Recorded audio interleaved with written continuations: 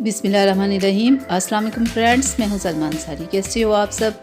उम्मीद करती हूँ आप सब ठीक होंगे, अल्लाह पाक की रहमत से खैरियत से होंगे। आज मैं अपने किचन में बना रही हूँ यखनी। सर्दी है, सर्दी में यखनी पीने का एक अपना ही मज़ा होता है। और वैसे भी अगर नज़ला ज़ुकाम खांसी हो तो उसके लिए यखनी बहुत ही अच्छी होती है।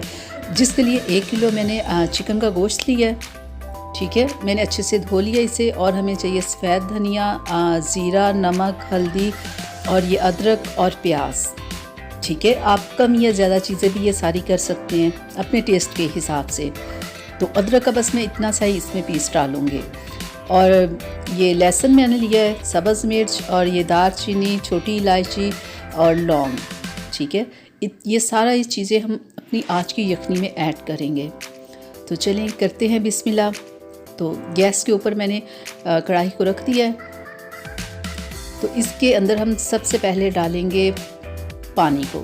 पानी 2 से 3 गिलास हम इसमें डालेंगे। 2 गिलास हो गए। तो अब हम इसमें डाल देंगे गोश्त।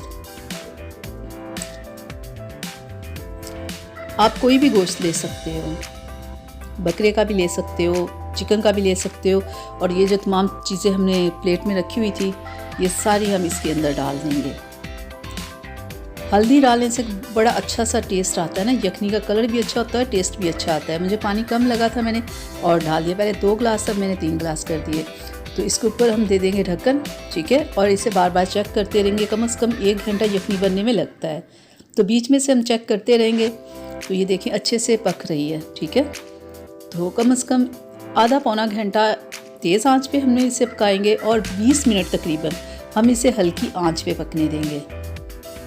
तो फिर एक बार चेक कर लेते हैं। ये देखिए अब मैंने हल्की आंच की हुई है। कम से कम 20 मिनट हमने इसे हल्की ही आंच पे रखना है। ठीक है, ताकि कि यखनी अच्छे से पक जाए। तो 20 मिनट हो गए, तो अब इसका हम ढक्कन उतार देंगे। ठीक है, तो यखनी हमारी बिल्कुल तैयार है। तकरीबन 1-1.25 घंटा लगा है और बड़े अच्छे से तैयार हो गई है। तो अब हम यखनी को छान लेते हैं। ठीक है, बोटियों को अलग कर देते हैं और यखनी को अलग कर देते हैं। तो बोटियाँ जो होगी वो हम गोश्त को ज़ाया नहीं करेंगे, वो भी हम साथ ही देंगे। जब भी आप यखनी दो, साथ में आप ये गोश्त भी साथ ही आप देना। इसके 1-2 बोटियाँ इसके अंदर डाल देना। छोटे छोटे पीस करके भी डाल सकते हो और आप ऐसे भी डाल सकते हो। तो ये ले जनाब, आज की हमारी रेसिपी तैयार है। मज़े की यखनी, आएँ आप भी पिएँ, इंजॉय करें। ठंडा मौसम है, गला खांसी के लिए तो ये बहुत ही बेस्ट होती है। और एंड पे मैं थोड़ा सा इस पर काली मिर्च डालती हूँ। पहले नहीं डालनी, पहले डालने से ना यखनी काले कलर की हो जाती है। बिल्कुल एंड पे डालते जब आपने पीनी हो। पहले अगर आप डाल देंगे तो यखनी का कलर ब्लैक हो जाएगा। बहुत ज़्यादा सर्दी है, सर्दी में ये होता है कि बहुत सारे लोगों का गला ख़राब हो जाता है, खांसी आती है।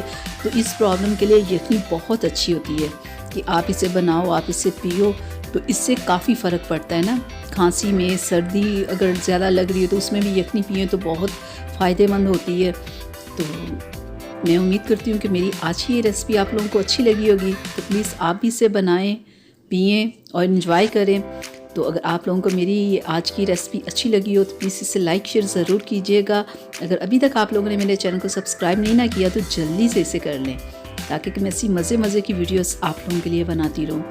तो अब अपनी सलमा को इजाज़त दीजिएगा। अगली वीडियो तक के लिए अपना बहुत सारा ख्याल रखिएगा। मुझे अपनी दुआ में याद रखिएगा। अल्लाह हाफिज़।